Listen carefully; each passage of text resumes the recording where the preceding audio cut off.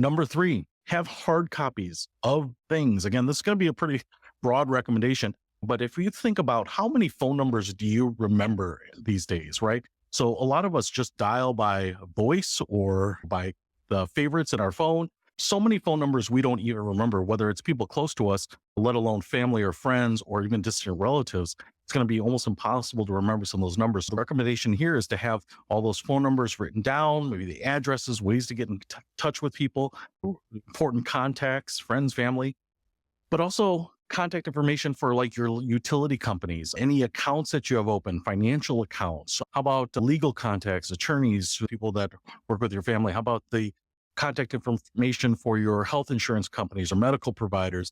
And then also the insurance information, your health insurance cards, medical insurance cards, any prescriptions that you might be taking, to have physical copies of that, because if the power goes out, you might not be able to get online, or if the internet goes out, you might not be able to get online to get those things. And so you're going to want physical copies of that. But on top of that, the additional recommendation is to potentially laminate those things. So you can go to craft stores, go online, buy these peel and stick laminating sheets. So once you print out these things, put them between these plastic adhesive sheets, and now water or sunlight won't damage them as much. And so if you end up having flooding, you can still read these things. If you put them in your backpack and you're out in the rain or being evacuated somewhere, you'll still be able to have all this material. You won't have to worry about it getting ruined by the elements. So hard copies, old school technology with laminate can be a lifesaver to have that information when you need it.